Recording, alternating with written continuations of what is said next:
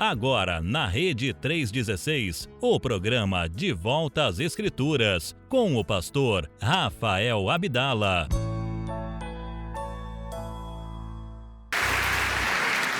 Amém.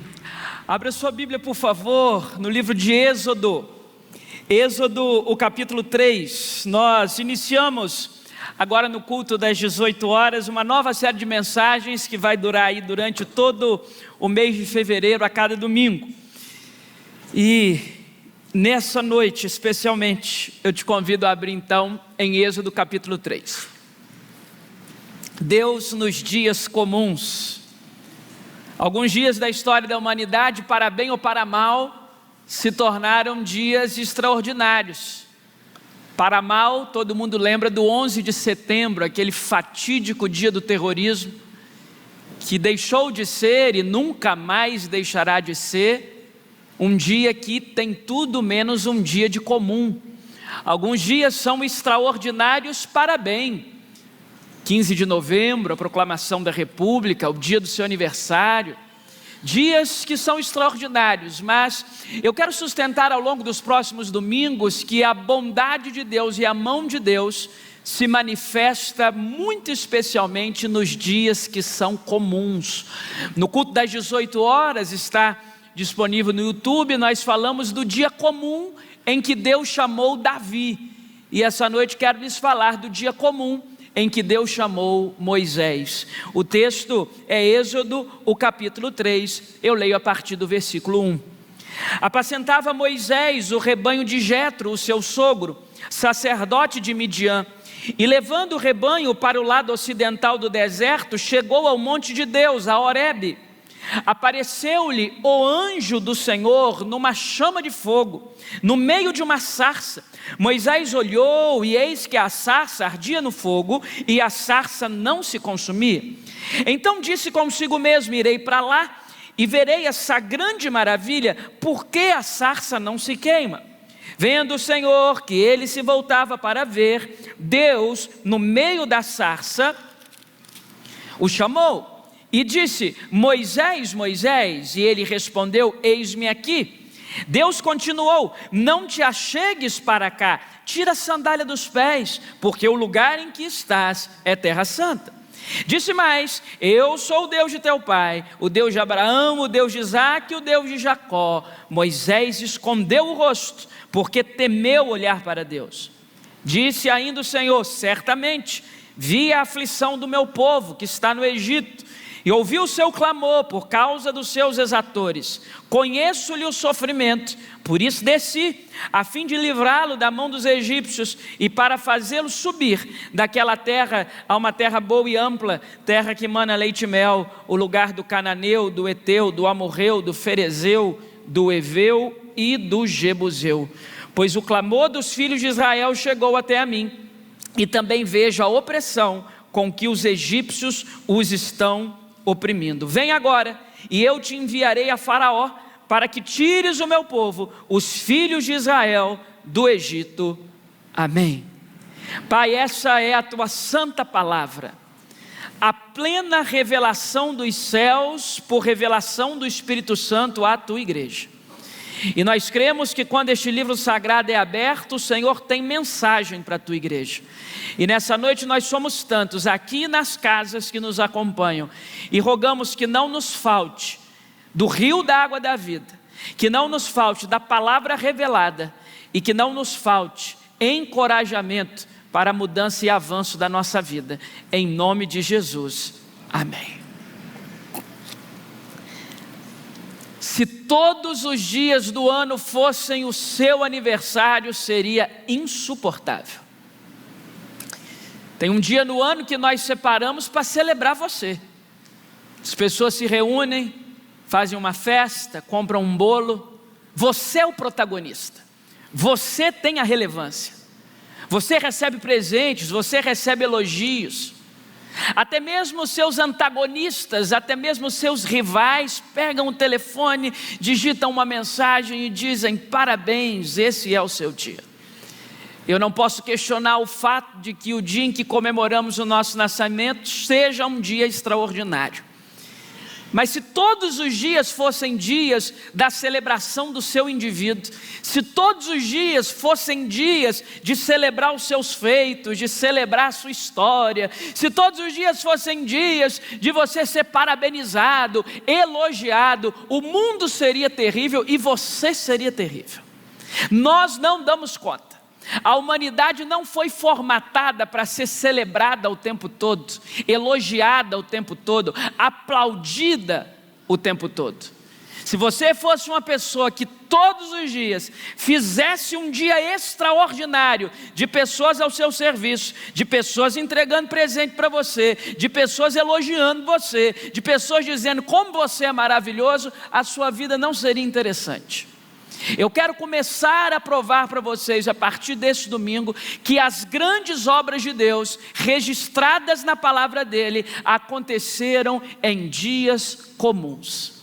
Davi estava no pasto, Davi não estava em casa, Davi não estava na casa rural de Jessé, Davi estava no campo, pastoreando ovelhas. Era um dia comum, um dia de rotina, um dia como outro qualquer, quando Deus o chamou. Algumas pessoas questionam a rotina.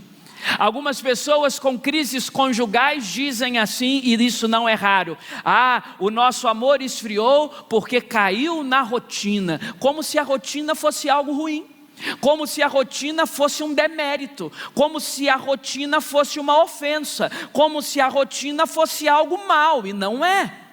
É uma bênção ter rotina. É uma bênção você acordar e ter um protocolo matinal, fazer a sua oração, tomar o seu café, arrumar-se para o seu dia. É normal você fazer as mesmas coisas todos os dias. A rotina gera compromisso. Gente sem rotina é displicente, gente sem rotina é descuidada, gente sem rotina é sem foco.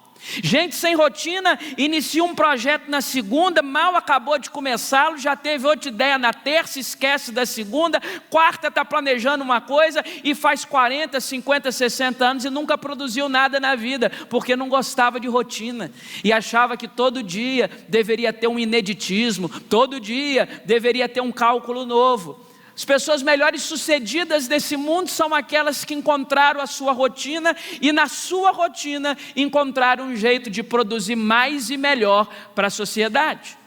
Bem, ter pelo que acordar, ter com quem acordar, ter condições de acordar todos os dias para fazer rigorosamente as mesmas coisas é uma bênção. Se essa igreja não gostasse de rotina, e se os crentes daqui resolvessem cada domingo ir numa igreja, cada domingo ir numa comunidade, cada domingo estar diante de um pastor diferente, de uma música diferente, de irmãos diferentes, ninguém teria uma fé elaborada.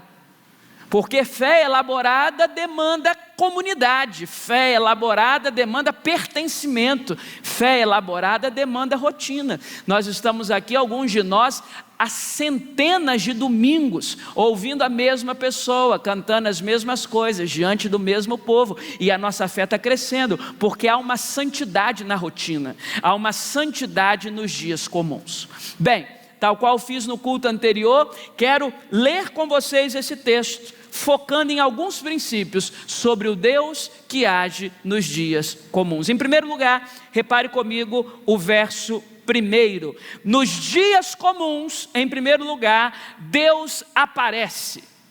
Nos dias comuns Deus aparece. Olha o que diz o verso 1: apacentava Moisés o rebanho de Jetro, o seu sogro, sacerdote Mediã, e levando o seu rebanho para o lado ocidental do deserto, chegou ao monte de Deus, a Horebe. Um dia comum, um homem comum, Moisés. Esse homem está apacentando um rebanho que não é dele, trabalhando para o sogro. Você acha que a vida desse homem é feliz? Você já teve no começo da sua vida que depender do seu sogro? Você casou com a filha dele, você tirou a filha dele de casa, e é ele que põe o pão dentro da sua casa.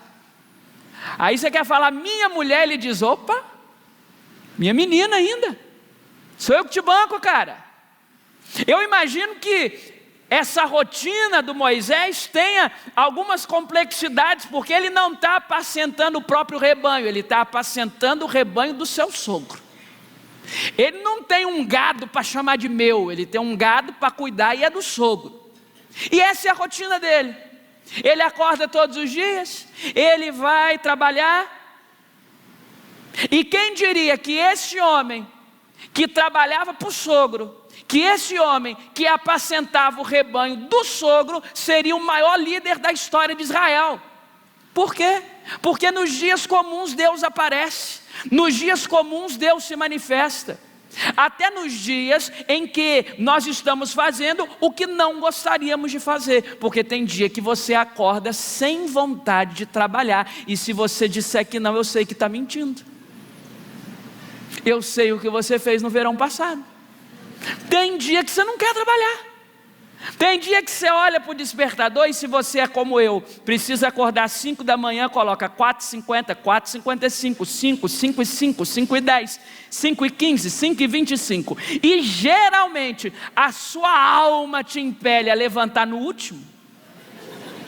Porque qual seria a razão de programar várias vezes se não tivesse a leniência de levantar apenas no último? É uma questão de pragmatismo, é uma questão de consciência. Você levanta no último e você fala, é hoje, tem que voltar para lá.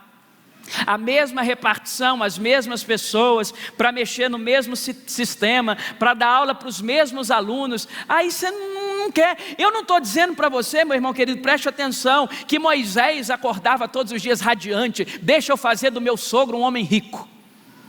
Deixa eu trabalhar para meu sogro. Não, mas ele acordava na sua rotina, e num dia comum Deus apareceu para ele. No dia anterior Deus não apareceu para ele, no dia posterior Deus não apareceu para ele, na semana anterior Deus não apareceu para ele, no mês anterior Deus não apareceu para ele, mas naquele dia comum, naquele dia simples, naquele dia sem nada de elaborado, não passou nenhum cometa, não teve uma grande notícia, Deus apareceu. Fique atento aos dias comuns da sua vida, Deus aparece lá. Fique atento aos detalhes cotidianos da existência, Deus aparece nesses detalhes. Não espere ver Deus apenas num meteoro de fogo. Não espere ver Deus quando aparecer um anjo vingador justiceiro para acabar com seus inimigos. Não espere ver Deus quando mudar a situação da cidade, do estado, do país, do mundo, do condomínio. Não, é num dia que Moisés levanta, vai apacentar o rebanho do sogro, que Deus aparece. Nos dias comuns, em primeiro lugar, Deus aparece. Mas em segundo lugar, repare comigo o verso 2. Nos dias comuns, Deus toma iniciativa.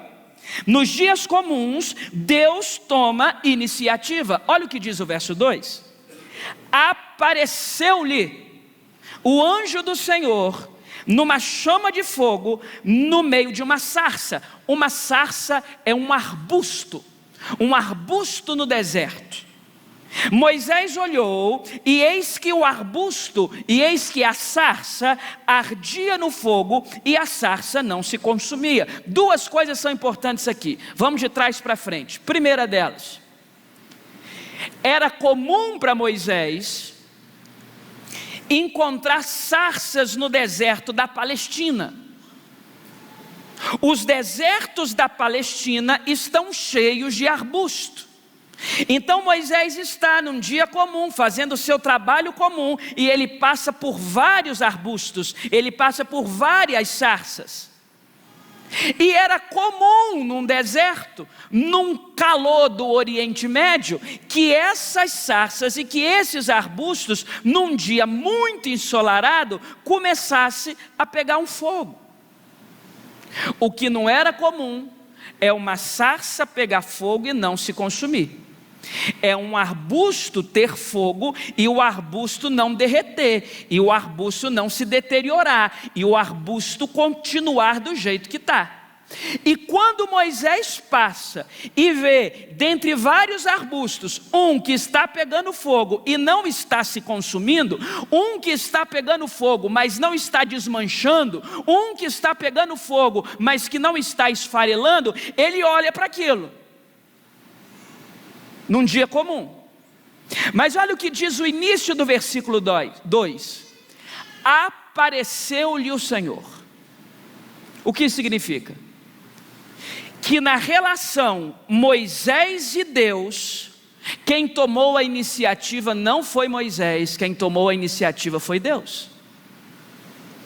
Que nessa relação, que Deus começa a olhar para aquele homem, para fazer algo extraordinário a partir da vida desse homem comum, não foi Moisés que procurou sarça pegando fogo, foi a sarça que apareceu diante de Moisés. Sabe qual é a sentença aqui? Sabe qual é a tese aqui? Sabe qual é a afirmação aqui? Que no que diz respeito à relação de Deus com os homens, no que diz respeito à relação de Deus com essa humanidade caída, o que diz respeito à relação de Deus comigo e com você, Ele tomou a iniciativa primeiro. Ele tomou a iniciativa. Ele olhou para você e te chamou. Ele olhou para você e disse: olha, eu estou aqui. E diante da iniciativa de Deus ao longo da história, existem pessoas que dizem sim, eu quero ir. Existem pessoas que dizem não, eu não quero ir. Mas tanto para as pessoas que dizem sim, e a essas nós consideramos discípulos de Jesus, quanto para as pessoas que dizem não, a essas que nós chamamos de ímpios, tanto para um quanto para outro tem uma coisa em comum: foi Deus que tomou a iniciativa. Porque se não é o Todo-Poderoso tomando a iniciativa de aparecer para você, você nunca vai vê-lo.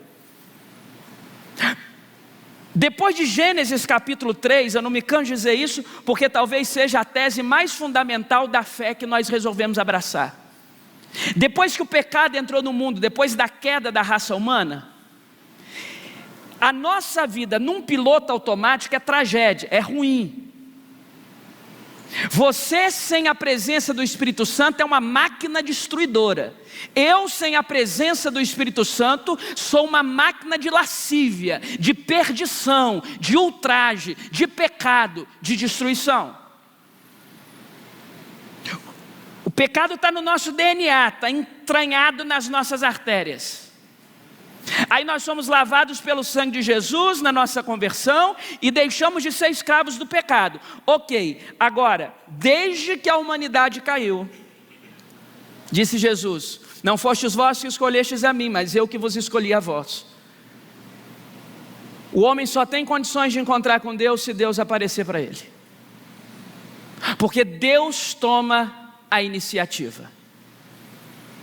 Nós cremos que diante da iniciativa que Deus toma, o homem poderá dizer sim ou não. Alguns o chamam de livre-arbítrio. Nós cremos que diante da iniciativa de Deus, você poderá dizer sim ou você poderá dizer não. Mas, a independer das teses sobre a doutrina da salvação, uma coisa é realidade inquestionável: é Deus que toma a iniciativa. Olha o que diz o verso 2: apareceu-lhe o anjo do Senhor. Deus tomou a iniciativa. Quando? Num dia comum. Moisés não acordou, botou a melhor roupa, sentou-se na poltrona de casa e disse: hoje é um dia de gala, hoje eu vou colocar a minha melhor roupa, hoje eu vou fazer uma live na rede social, porque hoje Deus vai aparecer para mim. Não, ele estava lá com a sua roupa de trabalhador do campo, com a sua roupa pastoril, trabalhando para o seu sogro, e Deus tomou a iniciativa. Eu quero dizer para você que está sentado no banco de uma igreja, no banco de uma instituição que faz parte da religião cristã, eu quero dizer uma coisa para você: não pense que você está aqui porque é bonzinho, não pense que você está aqui porque é um cidadão de bem, como dizem por aí, não pense que você está aqui simplesmente porque no frigir dos ovos você imaginou que aqui é o melhor lugar para passar a sua noite de domingo. Não, você está aqui porque Deus tomou a iniciativa de te chamar, Deus tomou a iniciativa de te resgatar, Deus tomou a iniciativa de aparecer descer para você e dizer: meu filho, eu tenho um negócio contigo, vem para o meu lado. Em terceiro lugar, repare comigo o verso 3. Em dias comuns, Deus permite aproximação. Deus permite aproximação. Essa para mim é uma das partes mais lindas do texto. Diz assim: então disse consigo mesmo. Quem disse? Exatamente. Agora você que não sabe, com esse corinho que deu, dá para saber agora. Quem disse? É isso aí. Moisés disse consigo mesmo: eu irei para lá e verei essa grande maravilha, porque a sarça não se queima. Por que esse texto é maravilhoso? Vamos lá, raciocine comigo. Ao longo da construção da religião com o povo de Israel, uma coisa era muito comum: os níveis de acesso à presença de Deus. Você tinha um sujeito que no templo podia chegar até o pátio do templo. Você tinha um sujeito que podia entrar até mais na frente. Você tinha um sujeito que podia entrar até aqui. Mas lá no lugar santo, só um ou outro podia entrar, amarrado, com corda, porque se caísse lá dentro, alguém puxava.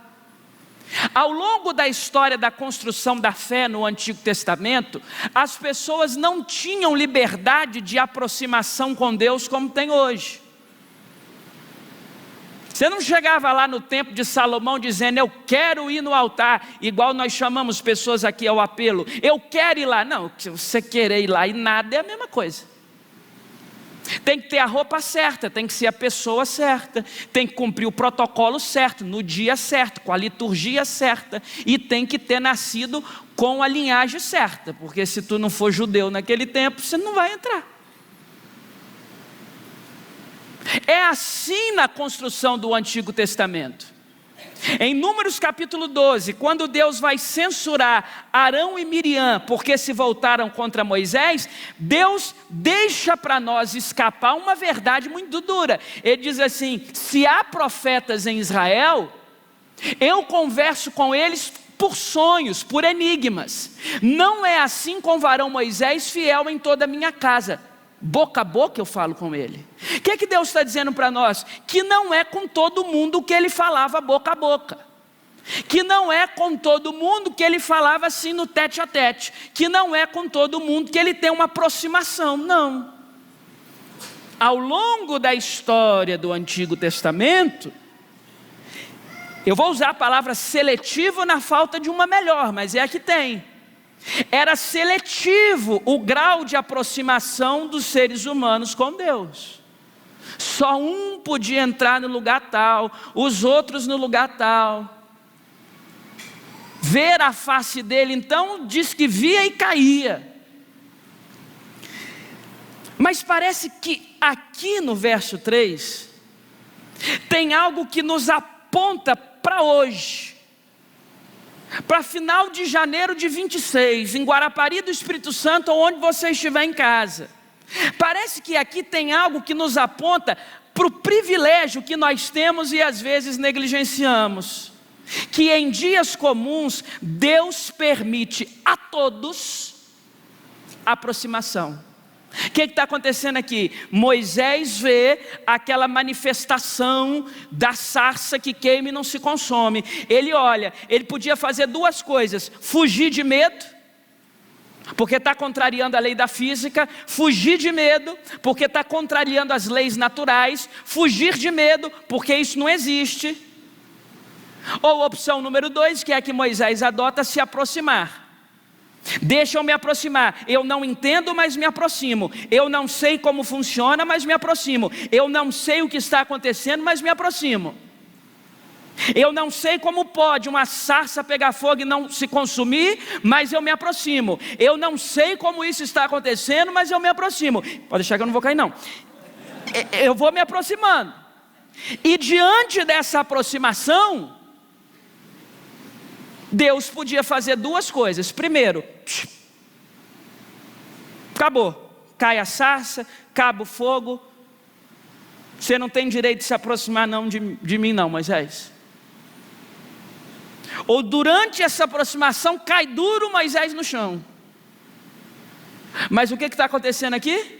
Moisés está se aproximando e Deus está permitindo. Olha que coisa gloriosa. Moisés está se aproximando e Deus está permitindo. Moisés está chegando perto da sarça e Deus vai permitindo. Porque em dias comuns Deus permite aproximação. Você não é Moisés, você não vive no Oriente Médio. O que isso tem a ver conosco? Tem a ver conosco que por causa da nova aliança, qualquer um, rico ou pobre, qualquer um, morador do subúrbio ou do bairro dos Granfinos, qualquer um, evangélico, não evangélico, qualquer um, frequentador de igreja, não frequentador de igreja, qualquer um, doutor ou analfabeto,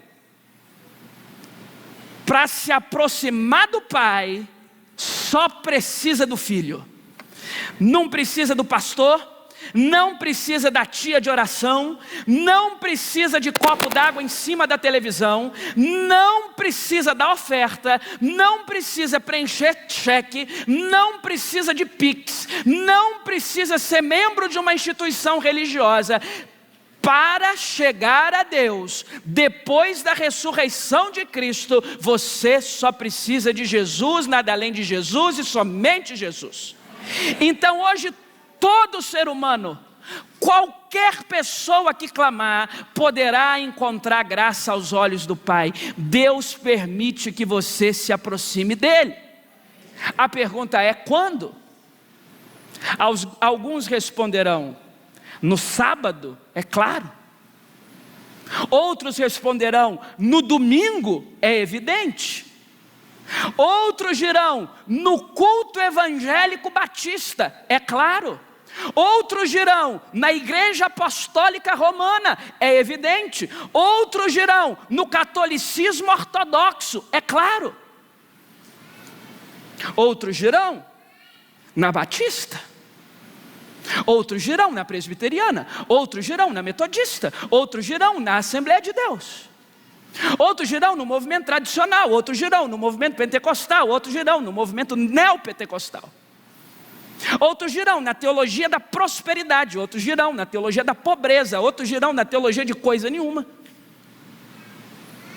Onde eu posso encontrar Deus? Qual é o lugar que Ele permite que eu me aproxime dEle? Eu preciso colocar a minha melhor roupa, em alguns casos eu preciso colocar um véu. Se é mulher, precisa colocar um vestido. Se é um homem, precisa colocar uma gravata. E pode isso, não pode aquilo. Quer encontrar Deus, não põe o brinco. Quer encontrar Deus, tire o brinco. Quer encontrar Deus, deixa o cabelo crescer. Quer encontrar Deus, corte a barba. Quer encontrar Deus, mantenha a barba. Porque as pessoas acham, e isso está infelizmente introduzido no inconsciente coletivo religioso do nosso povo, que para se aproximar de Deus precisa ser num dia certo, no lugar certo, vestindo a roupa certa. Eu venho aqui te apresentar um Deus que no pasto quente do Oriente Médio fez um arbusto pegar fogo e se aproximou de um homem que trabalhava para o sogro. Eu venho aqui te apresentar um Deus que já salmou gente na boca de fumo, que já arrancou menino nascido em prostíbulo e fez dele um porta-voz do Evangelho. Eu venho aqui nessa noite te apresentar e falar sobre um Deus que não é elitista, que não é xenofóbico, que não é racista, que não é preconceituoso. Um Deus que diz: eu estou aqui, podem se aproximar, eu não mordo. Podem se aproximar. Para chegar perto de mim e acessar as mansões celestiais, vocês precisam do meu Filho Jesus. Vocês creem no meu Filho Jesus, eu estou aqui. Vocês se entregam ao meu Filho Jesus, eu estou aqui. Podem se aproximar, eu estou aqui. Em dias comuns, Deus permite aproximação. Deus não é monopólio de uma igreja. Deus não está dentro da caixinha de um grupo de pessoas exclusivistas e seletivas. Deus salva quem quer, na hora que quer, no lugar que quer, pelos motivos que quer. Ele é o autor e Ele é o consumador da fé. Ele é soberano, Ele define, Ele decreta, Ele manda. Deus, num dia comum, permite que você se aproxime dEle. Eu quero dizer para você nessa noite, que no mundo em que nem todas as portas estão abertas para você, no mundo em que você não é bem-vindo em todas as mesas, no mundo em que tem lugares que você não pode entrar porque não tem dinheiro para entrar, no mundo em que tem ambientes que você não pode acessar porque não tem contato importante, eu quero dizer que o Criador de todas as coisas, que aquele que pelo seu ato de vontade fez existir o que era nada, Ele está de braços abertos querendo que você se aproxime dEle. Em quarto lugar, é em um dia comum que eu descubro que Deus sabe o meu nome. É num dia comum que eu descubro que Deus sabe o meu nome. Verifique comigo o verso 4, por favor. Vendo o Senhor que ele se voltava para ver, Deus, do meio da sarça, o chamou e disse: Moisés, Moisés. E ele respondeu: eis-me aqui. O verso 4 fala de Deus de duas formas. Na primeira linha aparece Senhor, na segunda linha aparece Deus. Senhor é Yahvé, Deus é Elohim. Então o verso 4 está dizendo que o Yahvé, que o Elohim, que o Deus Todo-Poderoso permite que ele se aproxima, e ele não diz assim: ei, sogro de Jetro, ei, genro de Jetro, genro de Jetro, eu estou te vendo, viu?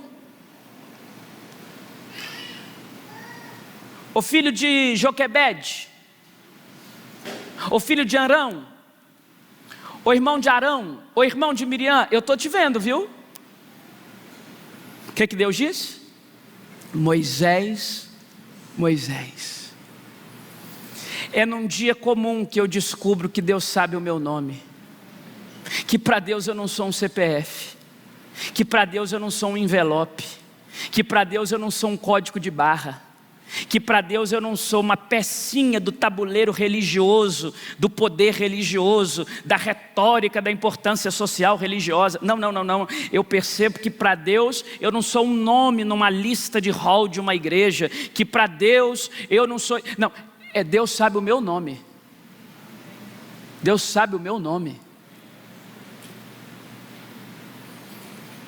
Uma das perguntas que não se deve fazer a um pastor é: pastor, qual o meu nome? Não, isso é de uma deselegância extrema.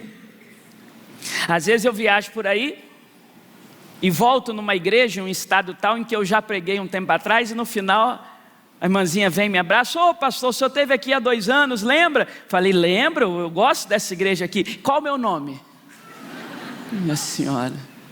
Aí eu aprendi com um amigo meu a dizer assim: me ajuda.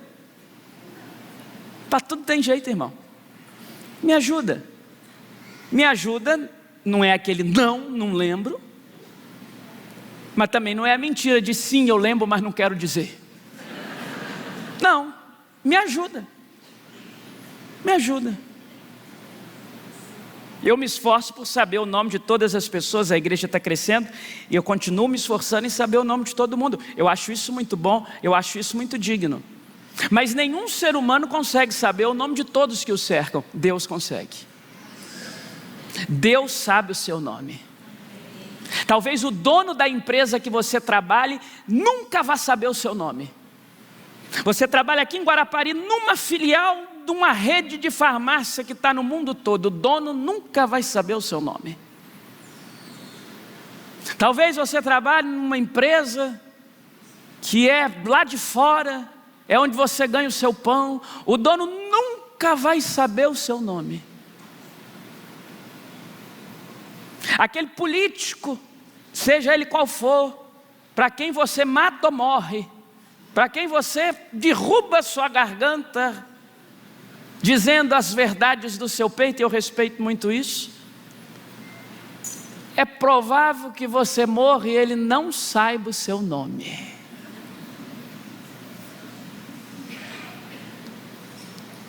Vocês lutam por eles, perdem a voz por eles, eles não sabem nem como vocês chamam.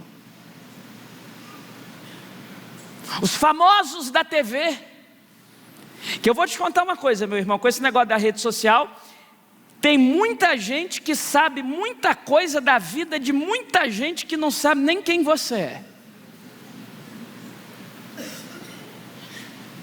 Esses dias, acredite você se quiser, eu estava naquela porta ali despedindo da congregação, uma irmã parou e falou assim: pastor, o senhor sabe que a Virgínia separou? Aí eu fiquei tentando lembrar de alguma ovelha minha que tivesse o nome de Virgínia. Eu falei: Virgínia separou, Virgínia separou. Eu falei: não, eu não estou sabendo. E eu, na minha inocência, falei: mas se você quiser, manda ela marcar um horário, eu estou aqui toda semana. Pode marcar, eu atendo. Aí depois eu fui entender quem era a Virgínia, eu acho que ela não vai vir não, o atendimento. Quem precisar de atendimento, eu acho que o horário dela vai ficar vago.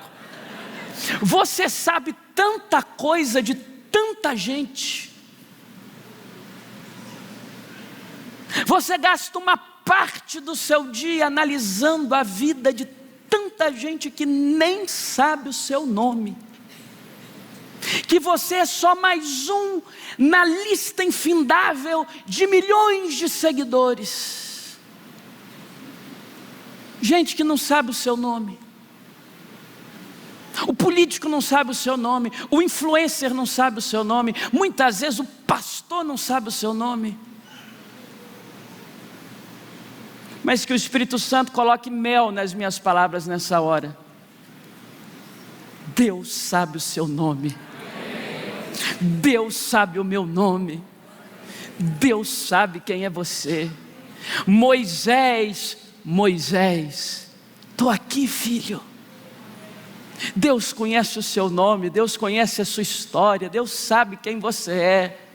Deus viu os dias mais angustiantes da sua alma, Deus celebrou as suas conquistas, mas Deus também estava lá no sepultamento do seu pai, da sua mãe, do seu filho. Deus estava lá no dia da intimação da justiça, Deus estava lá no dia da perda, da falência, da quebradeira. Deus estava lá quando você estava passo de tirar a própria vida, e Ele veio e interveio com mão forte. Deus estava lá no dia do pânico, no dia da depressão. Deus sabe o seu nome. Deus sabe o seu nome. Um dia eu acompanhei uma pessoa no médico, uma senhora. Ela sentou diante do médico e falou: meu nome é tal. Aí o médico falou assim: eu não perguntei seu nome, o que você está sentindo? Não perguntei seu nome não. Só está sentindo o quê? Está vendo que tem uma fila aí fora? Tem uma fila aí fora, senhora. A senhora me fala a sua dor, eu passo o remédio. Tem uma fila ali. Tem uma fila. Até Jesus voltar, as filas não vão acabar. Estou para te dizer que vai piorar, mas isso é alvo de outro sermão, quinta-feira.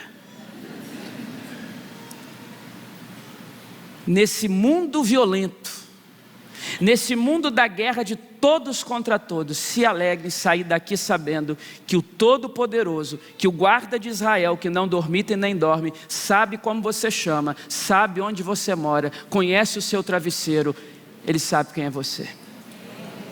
Em quinto e último lugar, versículo 5. Em um dia comum, verso 1, Deus aparece. Em um dia comum, verso 2, Deus toma a iniciativa. Em um dia comum, verso 3, Deus permite a aproximação. Em um dia comum, verso 4, Deus sabe o seu nome. Em um dia comum, eu concluo, Deus se comunica com você. Deus fala com você.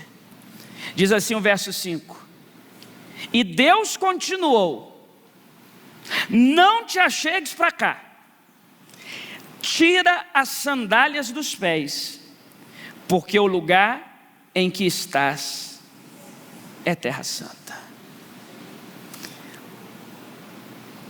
Salvo melhor juízo, naquele dia comum Moisés acorda e diz assim: eu vou fazer o de sempre. Estou indo lá pastorear o rebanho. Aquele tempo ainda as pessoas não conversavam com os animais. Então, um dia solitário, vou falar com quem? Olha para um boizinho e diz: e aí, cara? Diz para a ovelha: eu estou sofrendo. Aí está lá com os bichanos, nada. De uma hora para outra a sarça, de uma hora a outra ele se aproxima, de uma hora a outra ele ouve uma voz: tira a sandália dos seus pés, filho. Eu estou te chamando para o outro lado da sarça. Eu estou te chamando para o outro lado da vida. E aqui você só pisa com os pés descalços, porque aqui é lugar santo. Deus começa a falar com Moisés. Presta atenção numa coisa, uma breve aula de teologia bíblica. Olha o processo gradativo, olha a sequência gradual que está aparecendo aqui. Camarada acorda para um dia qualquer. Quando Deus aparece, Deus toma a iniciativa, Deus deixa que ele se aproxime, Deus fala o nome dele. Agora Deus chama o homem para uma conversa. Sabe por quê, irmão? Eu e você temos uma coisa em comum: nós somos zero importância nesse mundo. Com você ou sem você, comigo ou semigo, esse mundo vai continuar. Ninguém está nem aí. Deixa eu te dizer uma coisa, irmão: ninguém está nem aí. Para você que se acha importante demais porque ganhou um dinheirinho na vida, porque obteve um título acadêmico, porque ganhou uma plaquinha, deixa eu dizer uma coisa: esse mundo vai continuar sem você. Se você for muito importante, você pode virar o nome de um viaduto. E você sabe o que os cachorros e gente faz de noite no viaduto. Em cima do seu bom nome vai ter cachorrinho lá. Em cima do seu bom nome vai ter gente parando na rodovia e aliviando as tensões fisiológicas. Nós não valemos nada, meu irmão. E Deus resolve se comunicar com a gente. As autoridades desse mundo não sabem nem quem eu sou, nem quem você é. E Deus resolveu se comunicar com a gente. Então eu não sei se você tem aproveitado essa virtude por meio da oração, mas num mundo em que você não tem acesso, nem eu, a falar com tanta gente, o Deus Todo-Poderoso sabe o meu nome e se comunica comigo. O Deus Todo-Poderoso quer bater um papo com você. O Deus Todo-Poderoso quer segredar coisas belas e firmes ao seu coração. O Deus Todo-Poderoso tem mistérios para revelar na sua vida.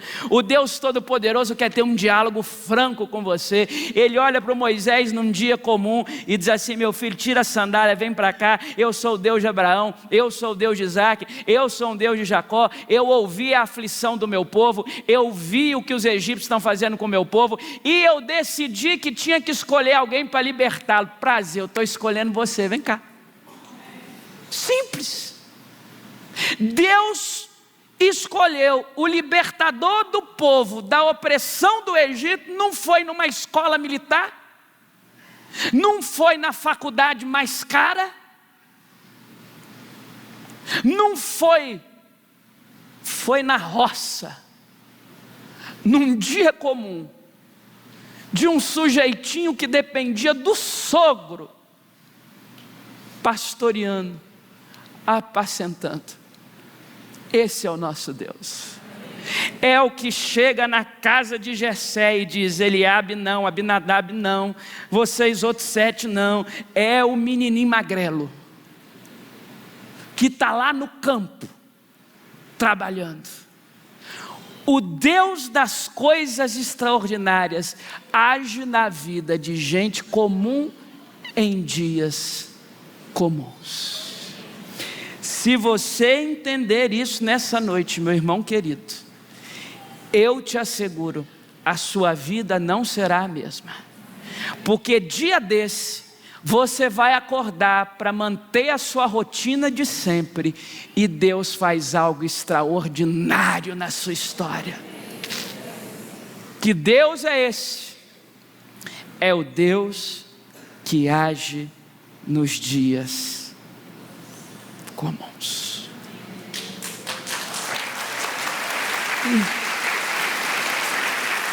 E eu quero lembrar você, que esse Deus está aqui. Eu quero lembrar você que Ele continua sabendo o seu nome, que Ele quer bater um papo com você essa noite e falar: meu filho, vai por ali, meu filho, não assina esse papel não, meu filho, cuidado, meu filho, aquele é o caminho, meu filho, aquela é a direção, meu filho, muda, meu filho, não muda, meu filho, está tudo pronto, mas dá um passo atrás, você pensou que era isso, mas não é, dá um passo atrás, meu filho, eu estou falando com você, ou dá um passo à frente, meu filho, eu estou falando com você, faz, não faz, compra, vende, não faz, eu quero me comunicar com você, diz o Senhor. E eu quero concluir. Olha o que Deus disse ainda. Eu queria que você grifasse algumas palavras. Disse ainda o Senhor: certamente vi, grife essa palavra, vi a aflição do meu povo que está no Egito, e ouvi, grife essa palavra, ouvi o seu clamor por causa dos seus exatores, quer dizer, os seus capatazes. Conheço-lhe o sofrimento, por isso desci, grife essa palavra, desci, a fim de livrá-lo da mão dos egípcios, para fazê-lo subir, grife essa palavra, subir, daquela terra a uma terra boa e ampla, terra que mana leite e mel. Bem, vi, ouvi, desci, para que vocês possam subir. Os 3 primeiros verbos, Deus conjuga. O último verbo é para eu e você conjugarmos. O que Deus conjuga? Eu vi. Eu quero dizer nessa noite que Deus está vendo você. Presta atenção aqui, Deus está vendo você. Você não veio ouvir palestra de pastor, você não veio ouvir discurso de animador de auditório. Não, deixa eu te dizer uma coisa, Deus está vendo você. Deus está vendo você. Segundo, Deus está ouvindo você. Ele ouve o seu clamor à noite, Ele ouve as suas lágrimas, Ele ouve os seus medos. E mais, eu quero afirmar para você, diz o texto, Ele desce. Ele desce. Ele tem uma vidona lá no céu, porque Ele é o dono de tudo. Ele prefere estar aqui no esgoto da humanidade, com gente como eu, que não vale nada, mas que Ele olhou e disse: vem cá, vem cá. Então Ele desce. Para quê? Para que nós possamos subir. Foi num dia comum que Deus transformou um apacentador de ovelha do sogro no libertador do povo do Egito. Que Deus cumpra os planos dele na sua história, em nome de Jesus. Você acabou de ouvir o programa De Volta às Escrituras, um programa que nos leva a refletir sobre as palavras de Deus, nos conectando com os ensinamentos que são a base da nossa fé. Ouça esse e outros programas nas nossas plataformas digitais, Rede 316, ou acesse nosso site www.rede316.com.br.